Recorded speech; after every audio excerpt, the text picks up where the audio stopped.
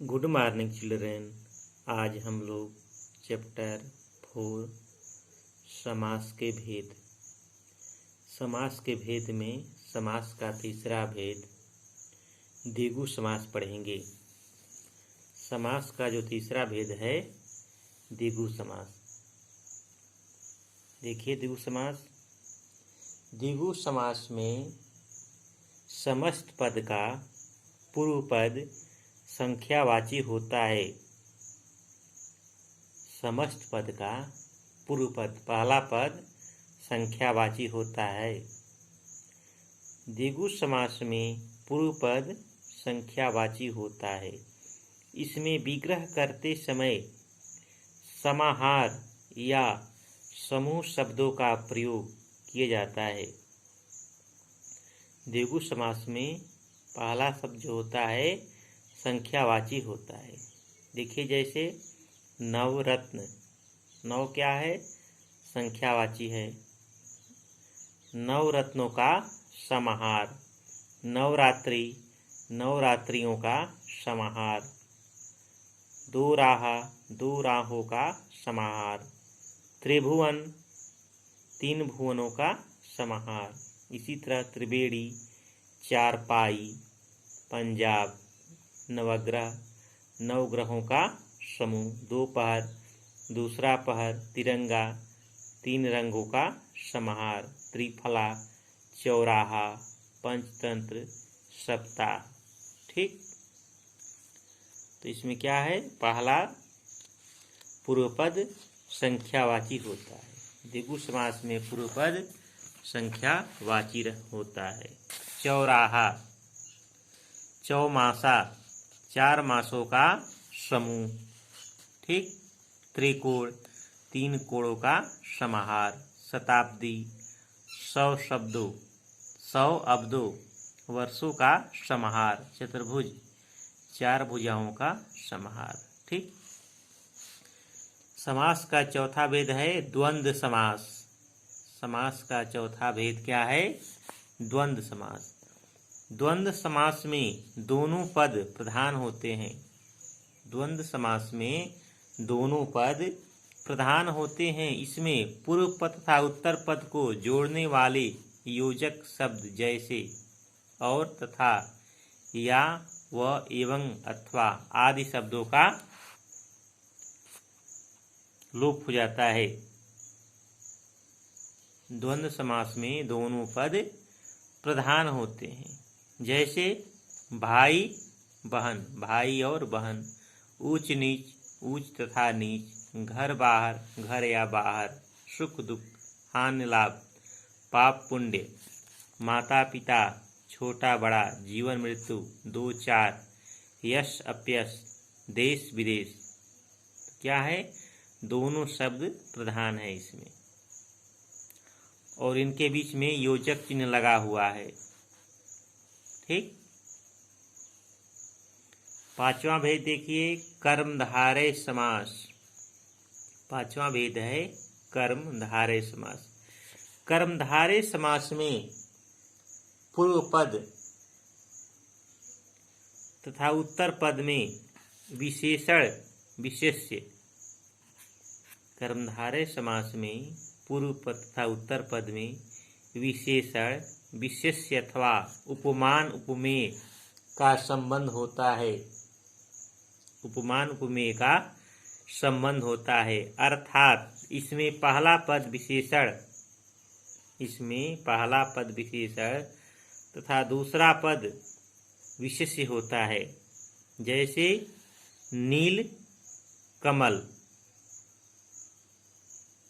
नील कमल, तो नीला है कमल जो, नीला है कमल जो। ठीक। इसमें नील विशेषण है। किसका विशेषण है? तो कमल का विशेषण है तथा कमल विशेष्य है। अतः पूर्व पद तथा उत्तर पद में विशेषण विशेष्य का संबंध है। इसमें एक पद उपमान जिससे उपमा दी जाए, उपमान जिससे उपमा दी जाए, तथा दूसरा पद उपमेय जिसकी उपमा दी जाए। दूसरा पद क्या होता है? उपमेय होता है। ठीक, उदाहरण कर कमल। कर हाथ कैसा है तो कमल के समान है, कमल के समान कर। यहाँ कर की उपमा कमल के साथ दी जा रही है, अतः पूर्व पद तथा उत्तर पद में उपमान उपमेय का संबंध है। कर उपमेय है और कमल क्या है, कमल जो है उपमान है। नीचे कर्म धारय समास के कुछ उदाहरण दिए गए हैं, इन्हें ध्यान से पढ़िए तथा समझिए। अध पका, आधा है पका जो। नील कमल, नील गगन, नीला है गगन जो। महाराजा, लाल टोपी, अश्रु ग्रैस, मालगाड़ी। ठीक, ये जो सब उदाहरण क्या हैं, विशेषण विशेष के हैं। और नीचे यहाँ दिया है उपमान उपमेय, जैसे नर सिंह, सिंह के समान नर। घन श्याम, घन के समान क्या, घन के समान श्याम। क्रोधाग्नि, क्रोध रूपी अग्नि। मुख चंद्र, चंद्रमा के समान मुख। चरण कमल, कमल के समान चरण। विद्याधन, विद्या रूपी धन। कमल नयन, कमल के समान नयन। संसार सागर, संसार रूपी सागर। ठीक, पांचवा छठा भेद देखिए, बहुब्रीहि समास। बहुब्रीहि समास में कोई भी पद प्रधान नहीं होता। बहुब्रीहि समास में कोई भी पद जो है प्रधान नहीं होता है। पूर्व पद, पहला पद तथा उत्तर पद मिलकर एक अन्य पद की ओर संकेत करते हैं। दोनों शब्द मिलकर के दूसरे शब्द का इशारा करते हैं। जैसे देखिए, मुरलीधर, मुरली को धारण करता है जो, अर्थात कौन, श्री कृष्ण। मुरलीधर, मुरली को धारण करने वाला कौन, श्री कृष्ण। लंबोदर, लंबा है उदर जिसका, अर्थात गणेश। उपरोक्त दोनों उदाहरणों में समस्त पद मुरलीधर कृष्ण के लिए तथा लंबोदर गणेश की ओर संकेत करते हैं। बहुब्रीहि समास के कुछ और उदाहरण नीचे दिए गए हैं, ध्यान से पढ़िए तथा समझिए। गजानन, गज है आनंद जिसका, अर्थात गणेश। दशानन, दस है आनंद जिसके 10 सिर हैं, अर्थात रावण। मूषक वाहन, मूषक है वाहन जिसका, कौन, गणेश। गोपाल, गायों का पालक है जो, अर्थात कृष्ण।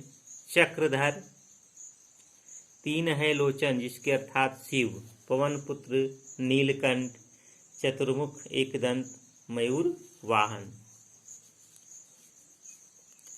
कर्मधारय और बहुब्रीहि समास में अंतर। कर्मधारय समास के दोनों पदों में विशेषण विशेष्य और उपमेय उपमान का संबंध होता है, जबकि बहुब्रीहि समास में दोनों पद मिलकर किसी तीसरे पद की विशेषता प्रकट करते हैं। जैसे कमल नयन, कमल के समान नयन, ये क्या है, कर्मधारय समास। कमल के समान नयन है जिसके, अर्थात कृष्ण, ये क्या है, बहुब्रीहि समास।